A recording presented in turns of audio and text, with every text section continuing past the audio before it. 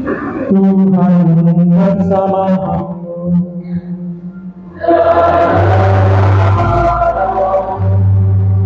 Inilah Injil suci menurut Santo Lukas.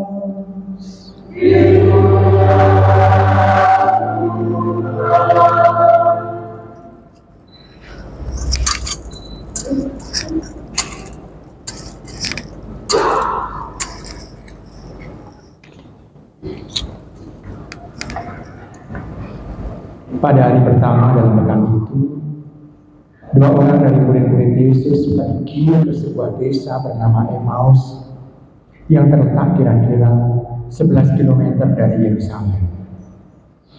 Dan mereka bercakap-cakap tentang segala sesuatu yang telah terjadi.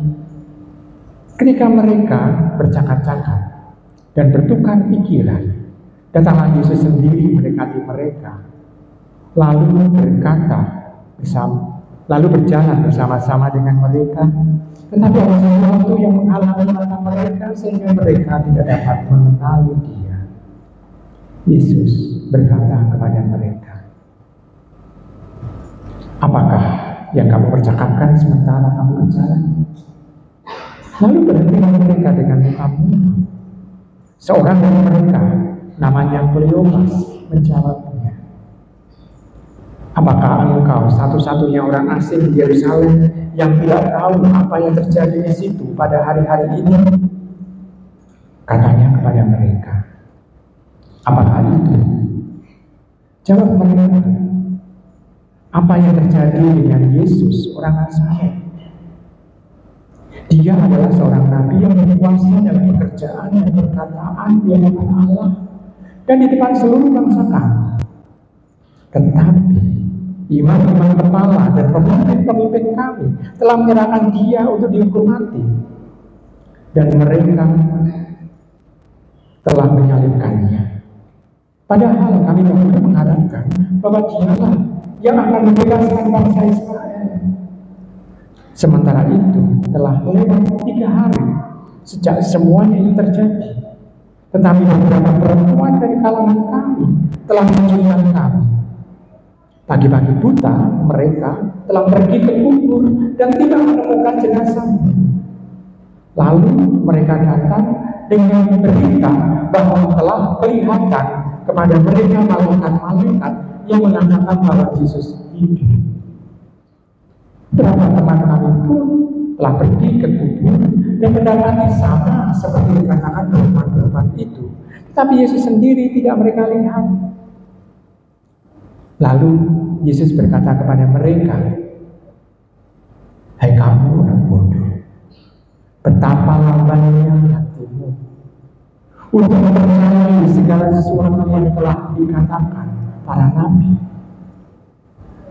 Bukankah Mesias harus menderita semuanya itu untuk masuk ke dalam kemuliaan-Nya?" Lalu Ia menjelaskan kepada mereka apa yang tertulis tentang Dia dalam seluruh kitab suci, mulai dari kitab-kitab Musa dan segala kitab Nabi. Mereka mendekati desa yang mereka tuju. Lalu Ia berbuat seolah-olah hendak meneruskan perjalanannya. Tetapi mereka sangat mendesaknya. "Tinggallah bersama-sama dengan kami, sebab hari telah menjelang malam dan matahari hampir terbenam." Lalu masuklah Ia untuk tinggal bersama-sama dengan mereka. Waktu duduk makan dengan mereka, Ia mengambil roti, memberkati, lalu memecah-mecahkan dan memberikannya kepada mereka. Ketika itu terbukalah mata mereka, dan mereka pun mengenali Dia. Bukanlah hati kita berkobar-kobar, tetapi Yesus lenyap dari tengah-tengah mereka. Kata mereka satu sama lain, ketika Ia berbicara dengan kita di tengah jalan, dan ketika Ia menerangkan kitab suci kepada kita. Lalu bangunlah mereka dan langsung kembali ke Yerusalem. Di situ mereka mendapati ke-11 murid. Mereka sedang berkumpul bersama teman-teman mereka. Kata mereka kepada kedua murid itu, "Sungguh Tuhan telah bangkit dan telah menampakkan diri kepada Simon. Lalu kedua murid itu pun menceritakan apa yang terjadi di tengah jalan dan bagaimana mereka mengenali Yesus pada waktu ia memecah-mecahkan roti. Demikianlah sabda Tuhan.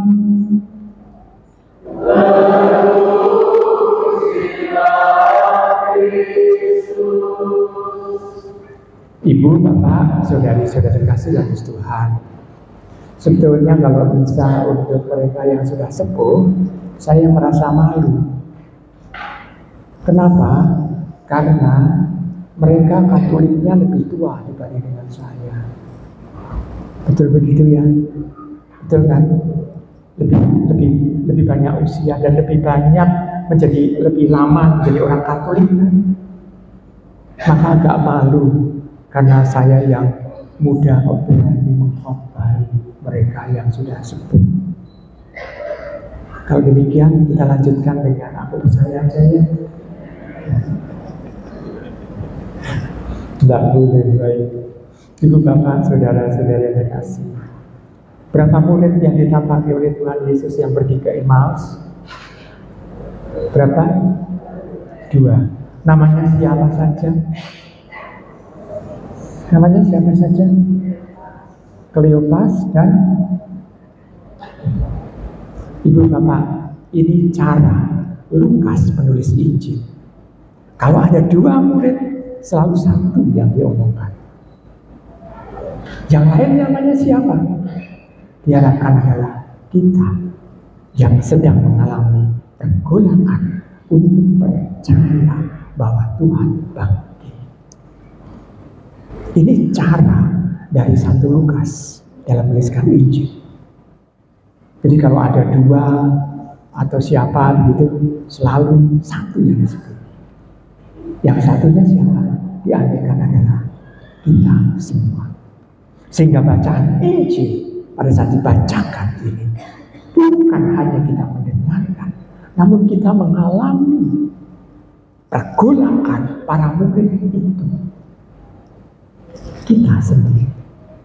Nah, lalu yang menarik adalah saat Tuhan Yesus mengatakan, bodoh kamu, betapa lambatnya. Ini yang seringkali terjadi dalam diri kita. Untuk memahami Tuhan, kita seringkali melakukan tindakan-tindakan yang bodoh. Mau contoh konkret? Mau?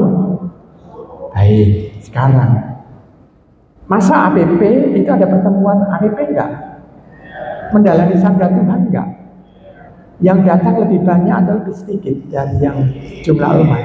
Lebih sedikit. Kenapa? Kenapa? Bukankah orang yang tidak datang itu adalah mereka yang dikatakan oleh Yesus dalam bacaan ini? Apa? Karena Tuhan Yesus mengajak kita untuk mendalami kitab suci, untuk bisa memahami mengenai kehadirannya, tujuannya untuk hidup di dunia ini. Maka kalau ini kan salah satu contoh saja tindakan itu. Masih banyak hal lain lagi, tindakan-tindakan yang bodoh. Dalam misa yang paling membosankan itu acara apa? Khotbah. Betul? Benar? Aduh, khotbah. Kadang-kala ini kan mumpung tidak ada orang tua yang anaknya kecil kan, mumpung ya. Kadang-kala anak yang kecil itu dipakai alasan untuk bisa menghindari khotbah. Kenapa? Pada saat Injil dibacakan, dia masih bertahan di gereja. Tapi pada saat khotbah, anaknya diajak keluar, yuk daripada ramai di dalam gereja.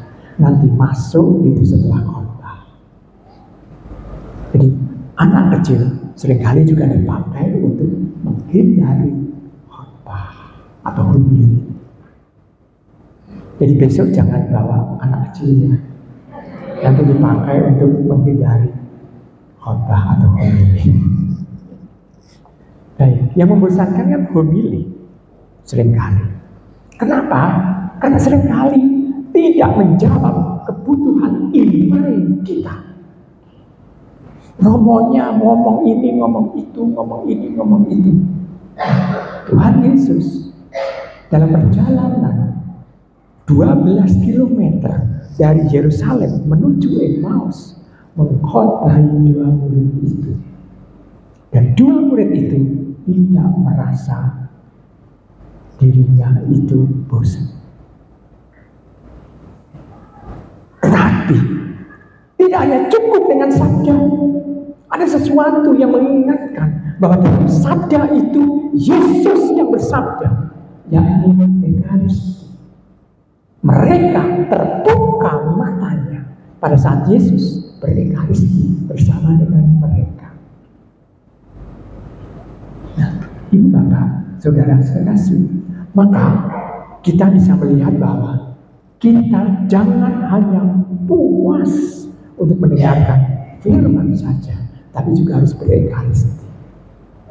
Ekaristinya adalah tanda orang ikut ekaristi adalah kalau dia terima komuni. Kalau anak-anak terima komuni enggak? Enggak. Maka anak-anak masih nonton ekaristi. Nah, kalau ada orang tua yang mengatakan, Romo, saya sudah puas dengan ekaristi online, berarti dia sudah berekaristi atau nonton ekaristi? Nonton. Baik. Tapi tidak usah diomong-omongkan ke orang-orang lain. Cukup kita tahu saja bahwa orang yang puas dengan online berarti orang itu sudah cukup hanya dengan nonton. Maka kalau orang itu lapar, berilah gambar makanan saja. Karena suka nonton. Karena dia menganggap bahwa kalau sudah nonton ekaristi berarti sudah berekaristi. Baik, kalau dia lapar, berikanlah gambar makanan supaya dia kenyang. Apakah bisa kenyang? Enggak. Maka kita bisa melihat ada sesuatu hal. Maka Ibu, Bapak, Saudara-saudara Tuhan, bacaan Injil hari ini mengajak kepada kita, walaupun kita ada dalam pergolakan iman, karena banyak informasi mengenai Tuhan Yesus yang mungkin ada di media massa atau media sosial yang tidak diwartakan oleh mereka yang punya hak untuk mewartakan, kita seringkali diombang-ambingkan dalam iman, menjadi bingung. Maka dalam kebingungan itu orang harus kembali kepada kitab suci. Disitulah Tuhan akan menuntun kita untuk bisa memahami. Nah, para murid ini sulit memahami kebangkitan. Nah, saya mau tanya dulu. Kalau orang tidur dibangunkan, ini peristiwa manusiawi atau peristiwa adikodrati? Peristiwa yang mana? Manusiawi atau adikodrati? Manusiawi. Pada saat Lazarus, anak Yairus, dibangunkan dari kematian, ini peristiwa yang masih di dunia ini atau peristiwa adikodrati? Masih di dunia, karena anak Yairus nantinya mati dan Lazarus juga mati. Nah, sekarang kebangkitan Tuhan ini peristiwa manusiawi atau peristiwa adikodrati? Kalau adikodrati, manusia mana yang bisa melihatnya? Tidak ada manusia yang bisa melihat dan nonton peristiwa adikodrati itu. Maka yang dilihat oleh orang adalah peristiwa-peristiwa manusiawi. Makamnya kosong, yang di dalam ada malaikat mendengarkan kesaksian. Ini adalah hal-hal manusiawi. Dan orang lalu melihat nanti penampakan Tuhan yang bangkit. Tuhan yang sudah mulia bisa dilihat oleh para murid. Yang ilahi bisa tampak oleh mata manusia. Nah, Ibu Bapak, Saudara dikasih, kegalauan dua murid yang pergi ke Emmaus itu terjawab sudah setelah melihat bahwa Tuhan ini menampakkan diri kepada mereka. Nah, bagi kita sekarang, apakah kita juga mampu untuk menerima pewartaan, kesaksian dari orang lain mengenai Tuhan yang bangkit? Kebetulan dua murid yang pergi ke Emmaus itu tidak mengalami pewartaan dari orang lain, tetapi mengalami pewartaan dari Tuhan Yesus yang bangkit itu sendiri, sehingga dia betul-betul mendapatkan rahmat untuk itu. Nah, Ibu Bapak, Saudara sekasih, Anda juga bisa minta kepada Tuhan, Tuhan berikanlah pengalaman dua orang yang pergi ke Emmaus itu supaya bisa saya alami. Boleh Anda meminta itu, silakan. Namun nanti risikonya Tuhan akan ngajak kita sekaligus untuk menuju ke sana. Kan hal yang luar biasa, menyenangkan. Betul ya? Betul kan? Menyenangkan. Diajak Tuhan untuk pergi ke surga. Tapi yang ditinggalkan itu nangis luar biasa. Nah, Ibu Bapak, Saudara sekasih dalam Tuhan, maka pengalaman kebangkitan ini, pengalaman rohani ini harus kita tanggapi dengan peristiwa yang dikodrati itu dengan mata iman kita.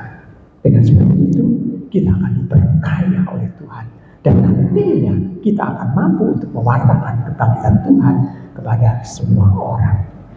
Dengan seperti itu kita akan menjadi pewarta kebangkitan seperti para murid. Ingat, nama Kleopas tidak berasal dari 12 murid yang disebut rasul, tetapi disebut murid Tuhan. Nah, kalau Kleopas dengan kita, berarti kita juga adalah murid-murid yang nantinya diutus siap untuk mewartakan. Saya percaya dan saya yakin bahwa kita yang sudah sepuh ini mampu untuk menjadi pewarta. Yang ditunggu oleh mereka yang muda adalah kesaksian iman kita yang tua ini. Dengan seperti itu, kita tinggal mewartakan pengalaman-pengalaman pribadi kita akan Allah itu. Nah, sebetulnya ada banyak sekali pengalaman-pengalaman yang kita alami. Kita ambil saja mana-mana yang pokok. Kita wartakan kepada generasi muda supaya mereka juga berpegang pada iman kita.